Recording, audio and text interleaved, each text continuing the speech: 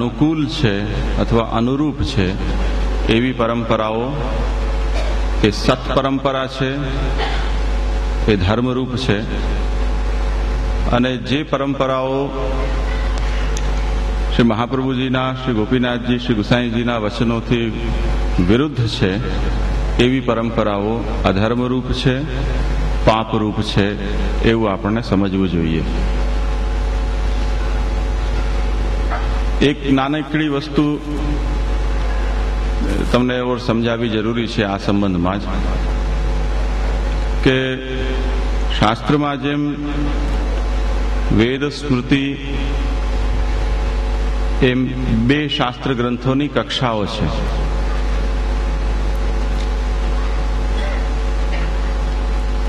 શ્રુતિ સ્મૃતિ સદાચાર સ્વસ્ય ચ પ્રિયમાત્મન એતત ચતુર્વિધમ પ્રાહુ સાક્ષાત ધર્મસ્ય લક્ષણમ. એમાં ગ્રંથના રૂપમાં શ્રુતિ અને સ્મૃતિ એ બેનું નિરૂપણ છે.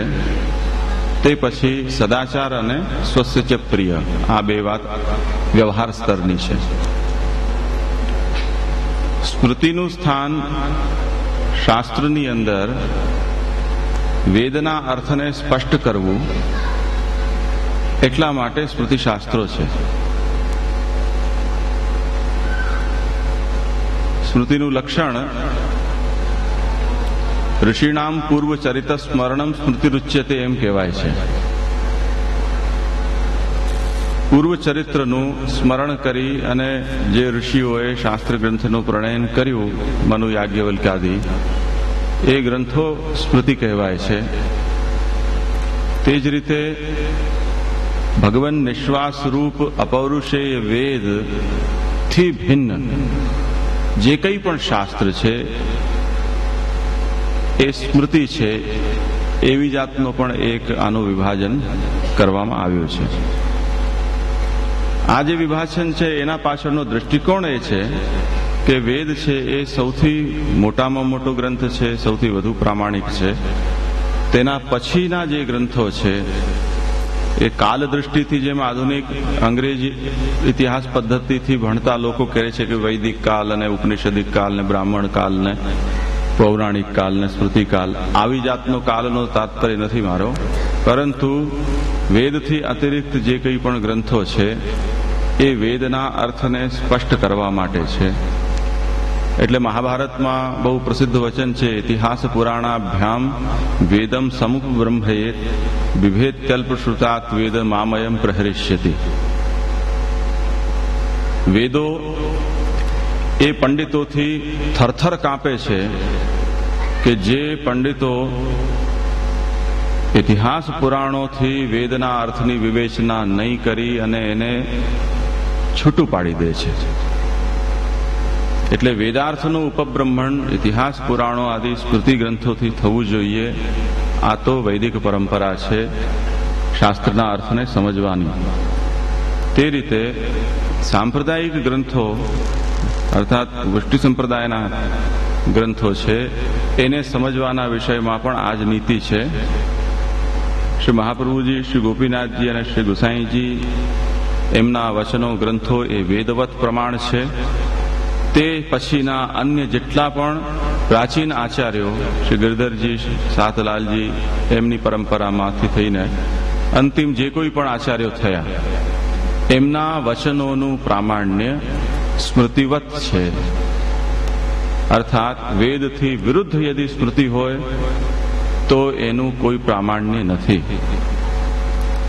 વેદોથી વિરુદ્ધ મનુ પણ આજ્ઞા કરતા હોય કે યાજ્ઞવલ્ક્ય પણ આજ્ઞા કરતા હોય તો એમના વચનને ધર્મરૂપ નથી મનાતું, અધર્મરૂપ મનાય છે.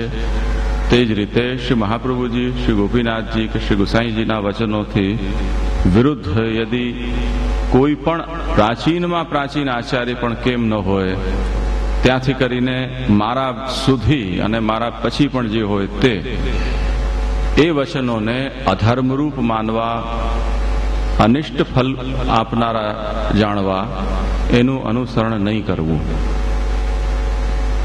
યદિ આ આચાર્ય ચરણના વચનથી વિરુદ્ધ છે તો ધર્માધર્મનો નિર્ણય છે એ આ રીતે થાય છે. આ એક વાતનો પ્રાસંગિક ખુલાસો કરીને ભક્તિવર્ધિની ગ્રંથ જ્યારે પુરુષોત્તમ જોશીને શ્રી મહાપ્રભુજીએ સમજાવ્યો, પુરુષોત્તમજીની વાર્તાની અંદર આની કોઈ વિશેષ છણાવટ નથી મળતી. આ ગ્રંથમાં પણ શ્રી મહાપ્રભુજીએ ભક્તિ શબ્દના કોઈ અર્થની વિવેચના કરી નથી. કેમ કે અન્યત્ર શાસ્ત્રાર્થ પ્રકરણ, તૃતીય સ્કંદ સુબોધિની, દશમ સ્કંદ સુબોધિનીજી વગેરે ગ્રંથોની અંદર આનો પર્યાપ્ત વિસ્તાર છે. ભક્તિયોગો બહુવિધો માર્ગેર ભાવિની ભાવ્યતે, એમ અનેકવિધ ભક્તિયોગનું નિરૂપણ ત્યાં ભગવાને પણ કર્યું છે. આર્તો જિજ્ઞાસુર અર્થાર્થી જ્ઞાની છે ભરતર્ષભ હોય, એ ભગવદ્ ગીતાની અંદર પણ અનેક જાતના અધિકારી મનુષ્યો વિભિન્ન ભાવોથી ભગવાનના તરફ જાય છે. એમના ભાવના ભેદથી ભક્તિના અંદર ભેદ થાય છે, એવું નિરૂપણ પણ શાસ્ત્રમાં મળે છે. એટલે ભક્તિ શબ્દ સાંભળીને એમ નહીં સમજવું કે જે કંઈ પણ ભક્તિ એ પુષ્ટિ ભક્તિ.